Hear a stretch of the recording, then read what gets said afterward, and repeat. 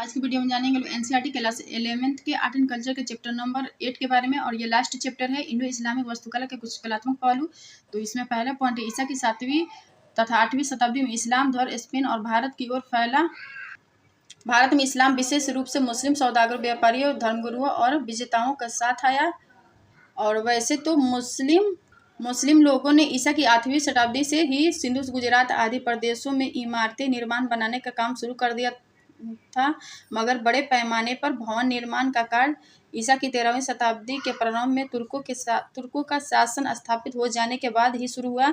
और 12वीं शताब्दी तक भारत में भवन निर्माण और अलंकरण की अनेक विधियां प्रचलित और लोकप्रिय हो चुकी थी, जैसे सातीरो, टोडो और अनेक खंभों के सहारे छतों का निर्माण, चाप, मेहराब, डाट, तोरण आदि का निर्माण। और नेक्स्ट पॉइंट है, मुस्लिम शासकों ने स्थानीय सामग्रियों, संस्कृतियों और परंपराओं को अपने साथ लाई गई तकनीकों के साथ अपना लिया। और इस मिश्रण के फलस्वरूप भवन निर्माण के जो तकनीकें अस्तित्व में आई, उन्हें सामूहिक रूप से Indo Islamic, Indo Saracenic, Indo Arabic वास्तुकला कहा जाता है। और चूंकि मुस्लिमों को किसी भी सजीव रूप की किसी भी तरह पर प्रतिकृति बनाना माना है, इसलिए उन्होंने प्लास्टर या पत्थर पर अबरक यानी बेल बूटे का काम, ज्यामितीय प्रतिरूप और सुलेखन की कलाओं का विकास किया। और संरचनाओं के प्रकार में देखेंगे तो इसमें भारत में मुस्लिम आगमन के समय यहाँ धार्मिक और धर्मनिरपेक्ष दोनों प्रकार की वास्तुकला विद्यमान थी। जैसे धार्मिक भवनों में रोजमर्रा की इबादत के लिए मस्जिदें और जामा मस्जिद, मकबरे, दरगाहें, मीनारे, मदरसे आदि शामिल है। वही धर्मनिरपेक्ष में हमाम, सुनियोजित बाग बगीचे, सराय या कारवा सराय, कोस, मीनारे आदि शामिल है। और सराय आमतौर पर किसी वर्गाकार या आयताकार भूमिखंड पर बनाई जाती थी और उनका प्रयोजन भारतीय और विदेशी यात्रियों, तीर्थयात्रियों, सौदागरों, व्यापारियों आदि को कुछ समय के लिए ठहरने की व्यवस्था करना था। शैलियों के प्रकार तो इसमें इंडो इस्लामिक वास्तुकला को परंपरा की दृष्टि से कई श्रेणियों में बांटा जाता है, जिनके नाम है शाही शैली, इसमें दिल्ली सल्तनत आते हैं। प्रांतीय शैली में मांडू, गुजरात, बंगाल और जौनपुर आते हैं। और मुगल शैली में दिल्ली, आगरा और लाहौर आते हैं। और दक्कनी शैली में बीजापुर, गोलकुंडा आते हैं। और प्रांतीय शैली में बंगाल और जौनपुर के वास्तुकला को अलग माना जाता है। गुजरात के वास्तुकला के संरक्षकों ने मकबरों, मस्जिदों और दरगाहों के लिए क्षेत्रीय मंदिर परंपराओं के कई तत्व अपना लिए थे, जैसे कि तोरण, मेहराबों में सरदल, लिंटल, घंटी और जंजीर के नमूनों का उत्कीर्ण और फलक जिनके वृक्ष उकेरे गए थे। इसके विपरीत सरखेज के शेख अहमद खट की 15वीं शताब्दी में सफ़ेद संगमरमर से बनी बंदरगाह ने रूप और साज सज्जा में मुगल मकबरों को बहुत प्रभावित किया।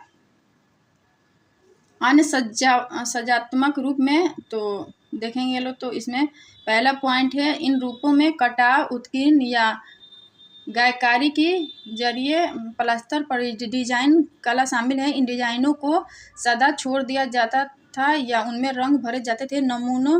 नमूने पत्थर पर पेंट किए जाते थे या पत्थर में उकेरे जाते थे। इन नमूनों में तरह तरह के फूल शामिल थे और दीवारों को भी सरू, चिनार और अन्य वृक्षों तथा फूलदानों से सजाया जाता था।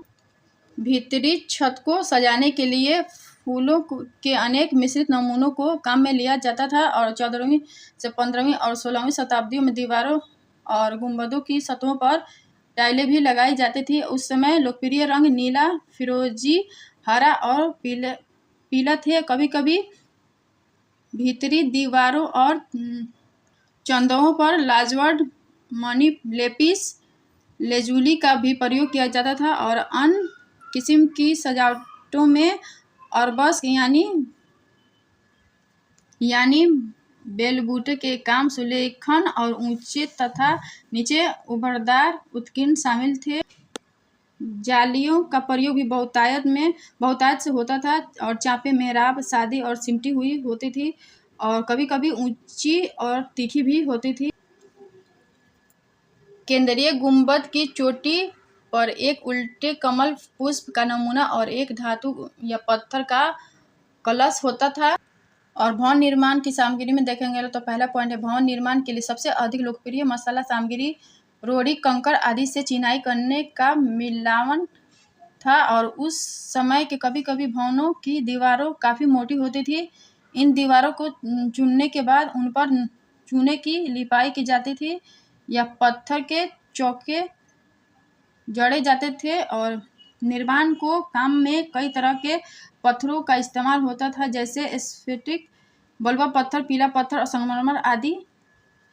दीवारों को अंतिम रूप देने तथा आकर्षक बनाने के लिए बहुरंगी टाइलों का प्रयोग किया जाता था और 17वीं शताब्दी के शुरू होते होते भवन निर्माण के कार्य में ईंटों का भी प्रयोग होने लगा। किला या दुर्ग में देखेंगे तो पहला पॉइंट है विशाल किले बनाना। मध्यकालीन भारतीय राजाओं तथा राजघरानों की विशेषता थी, क्योंकि ऐसे उभेद किलों को अक्सर राजा की शक्ति का प्रतीक माना जाता था।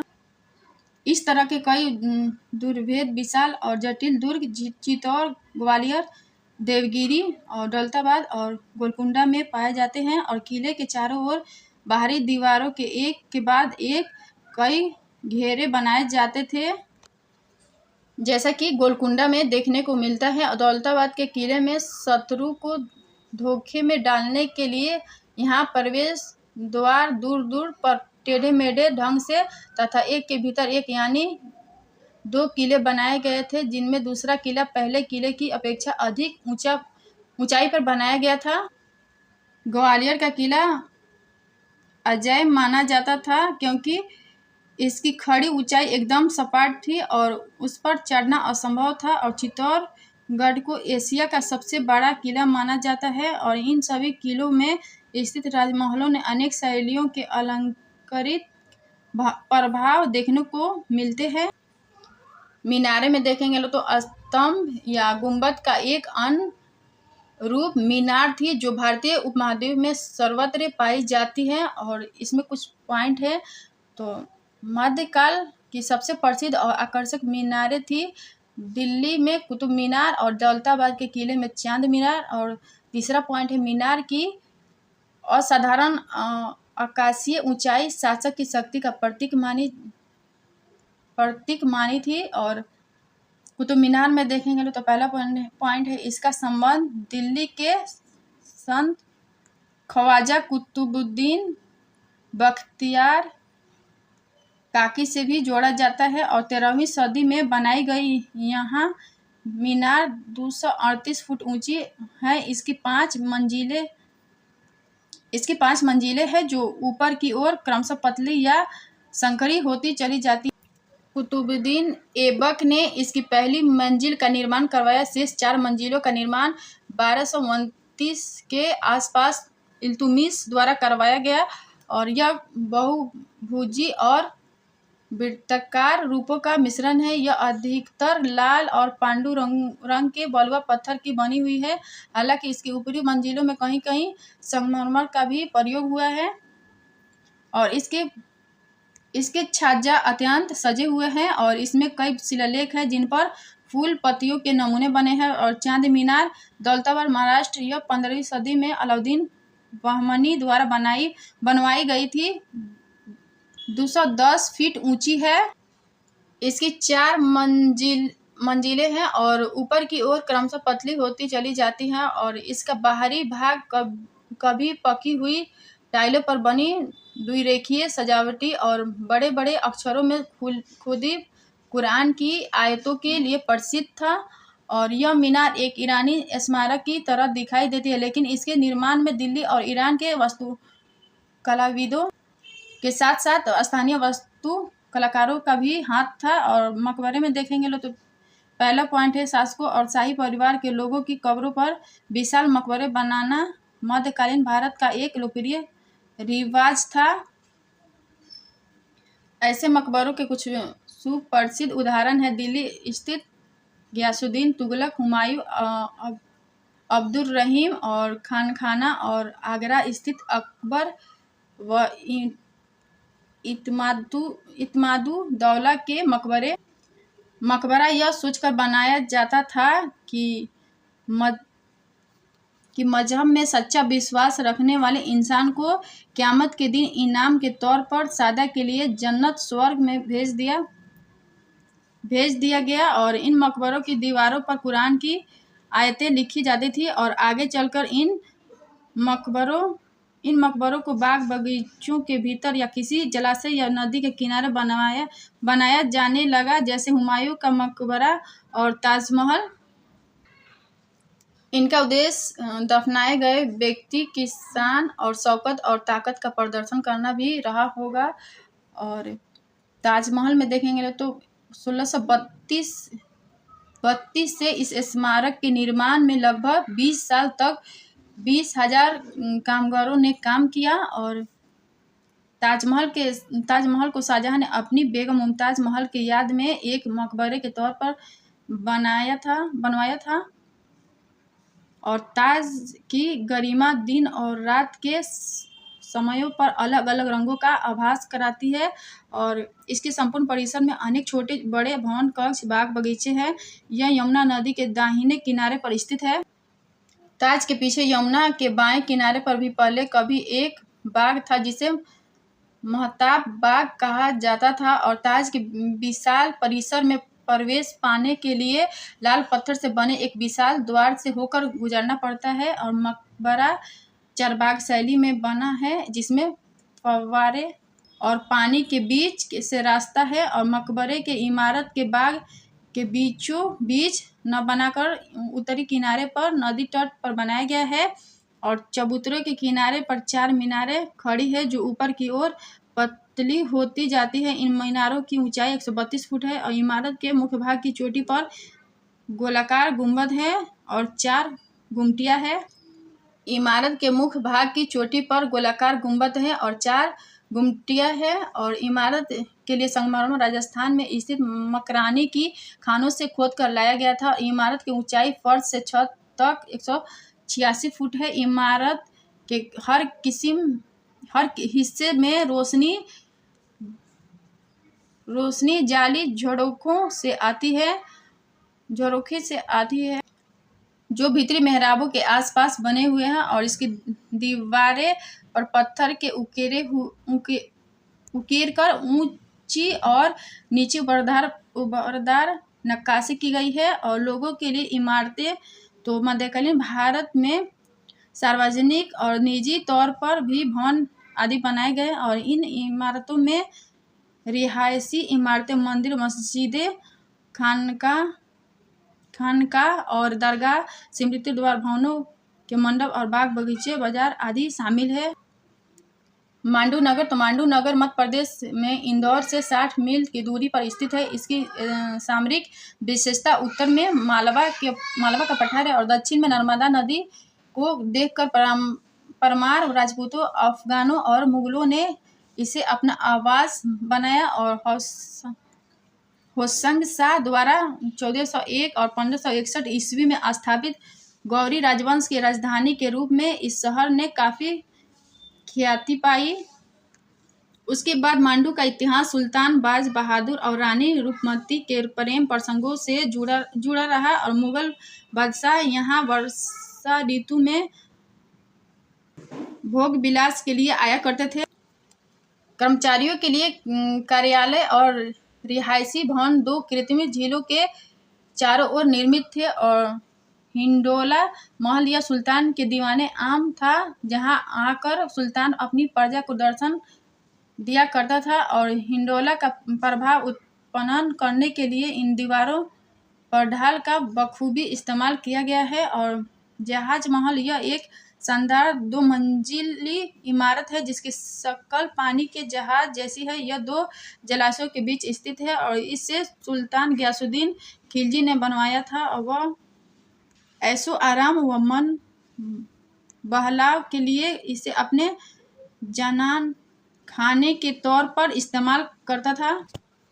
इसके अलावा मांडू में एक मदरसा जिसे अशरफी महल कहा जाता है और होशंग शाह का मकबरा व रानी रूपमती का दोहरा महल स्थित है। और गोल गुम्बद में देखेंगे तो पहला पॉइंट है गोल गुम्बद कर्नाटक के बीजापुर जिले में स्थित है। यह गुम्बद बीजापुर के आदिल शाही राजवंश 1489